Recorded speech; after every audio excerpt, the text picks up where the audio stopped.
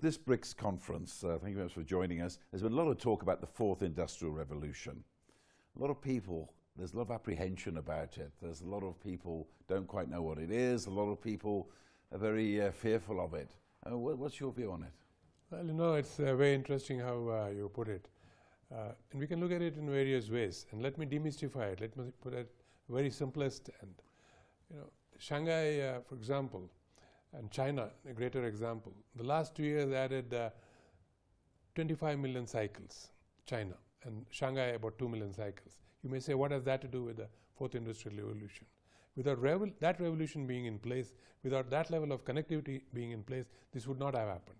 How and why? These cycles basically are parked on the pavement, and you use an app on your cell phone to open the lock, and your meter starts. And you ride it for, let's say, the next half an hour, you lock it back, your meter stops. At the back end, you are charged on your prepaid card. So there is nobody collecting money, nobody giving you the cycle, nobody taking the cycle, the delivery of the cycle after you have finished your ride. It's all automatic. And this would have been possible only with the connectivity that's now available and the communication advances that have been made, which makes this whole process seamless. So you're saying that this fourth industrial revolution goes hand in hand with disruption? Yes, absolutely. So sometimes you believe that the fourth industrial revolution will mean electric cars, autonomous cars. Yes, possibly. But at the very simplest level, it could also mean a cycle which is driven by an app and which a common man can use.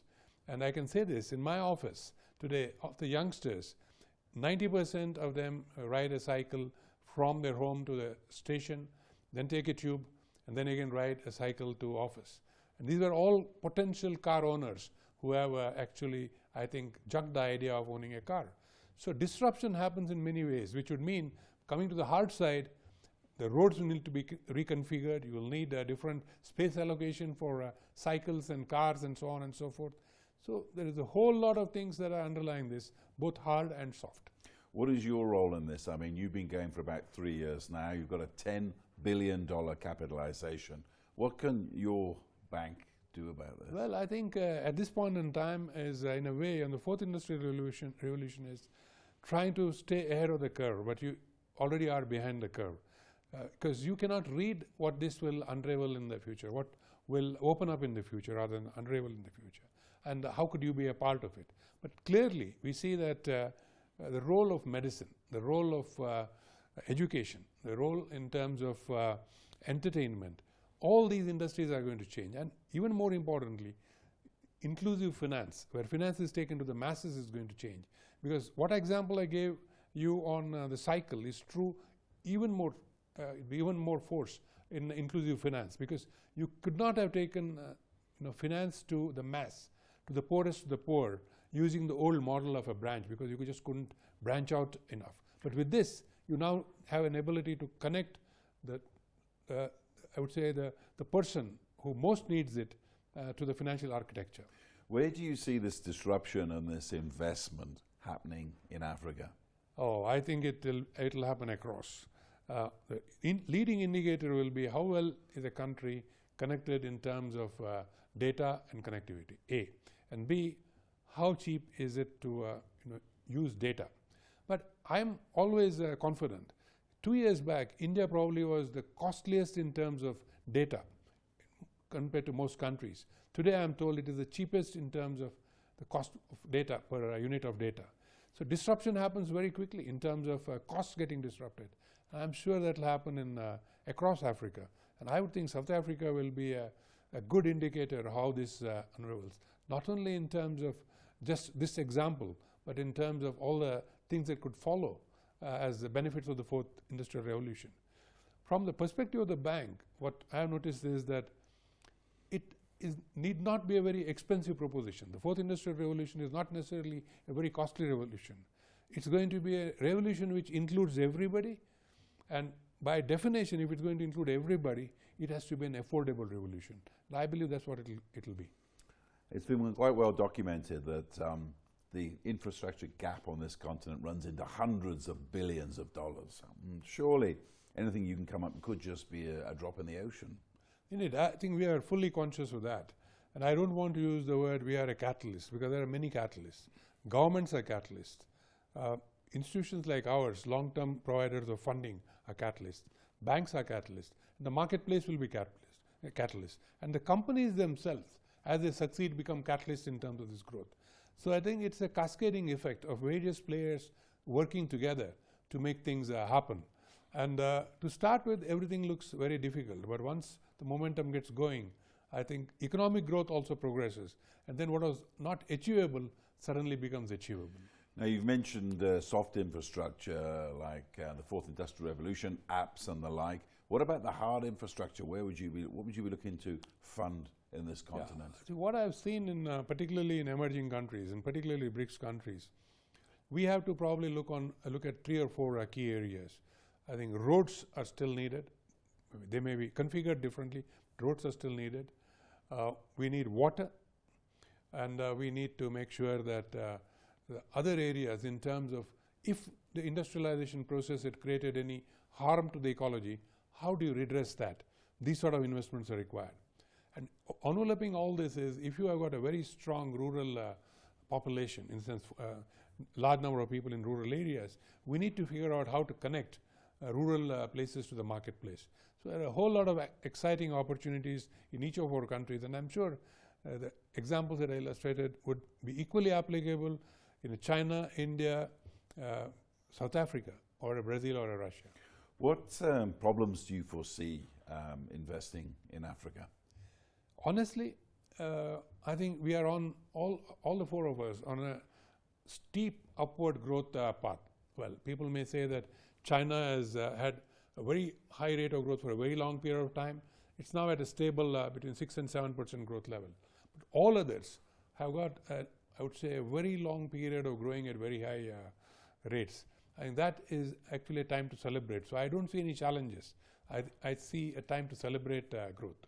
One problem there has been, this continent has, and I've done many stories myself, long been littered with projects, investment projects that founded either for poor administration, sometimes even corruption. What are you going to do for transparency in the money you invest here? Well, I think that's a problem that is universal and across the world. We have seen that. I think what we tend to do is initially make sure that the government itself has taken steps to redress some of these weaknesses. Thereafter, we build in oversight mechanisms into our, the process of disbursement and supervision of projects to ensure that this is contained to the fullest extent that we can.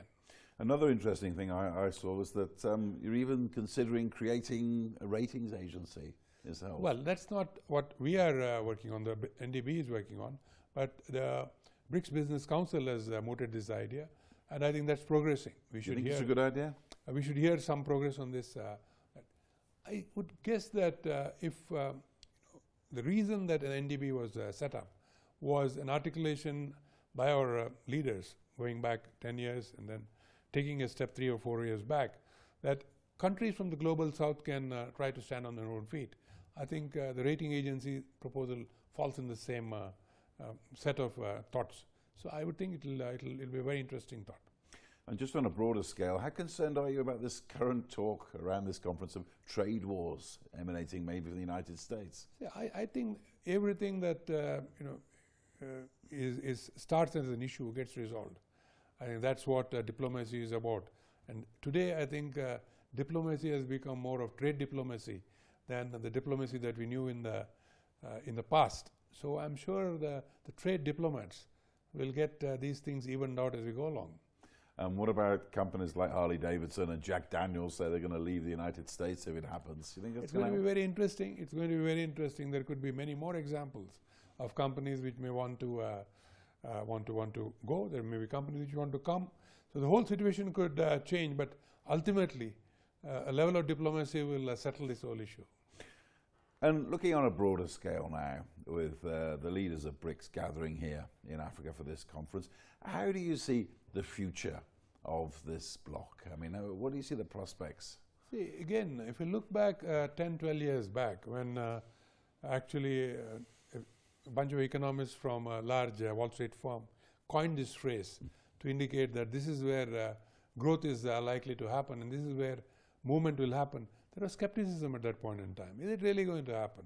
When you look back now, I think everything that was articulated at that point in time has come true. This is where the focus of attention is, this is where growth is centered, and this is where we can see driving. So I would think that, to me, the message is very clear. Things evolve, and things evolve, there is a shift in the balance. And that shift in the balance has gone in the way of the Brics countries very clearly. Now, when I look at the Brics countries, there is still a lot more left in terms of growth. And so that will play out. So I think for the foreseeable future, the Brics grouping and the Brics economies will, I would say, be the trend setters for the economic order. And there is a school of thought that maybe with the power of the emerging economies behind that maybe it's the Brics nations are perhaps selling themselves a little short on the world stage. What do you think? Yeah, I would think that the trade diplomats will sort this out as we go along. I am not a trade diplomat, neither am I a trade expert. But I think it will happen that they will realize that they hold the balance of power, and maybe they can play their cards a little differently. And just lastly, just looking ahead to the conference that's coming up, what kind of bilaterals and what sort of major agreements could emerge from it, you think? I would think that a whole lot of attention will be on trade issues, a whole lot of attention on the issues that you just now flagged as to what is happening around the world. The theme of is it going to be unilateral or is it going to be multilateral is going to play out. The Brics nations clearly will indicate that it's a multilateral approach that we take and we believe in. So I think it's going to be a reinforcement of what they have been articulating, and I would say also celebrating the successes that this grouping has got and charting the future. KV Kamath, the New Development Bank, thank you very much for your time and insights. Thank you very much indeed.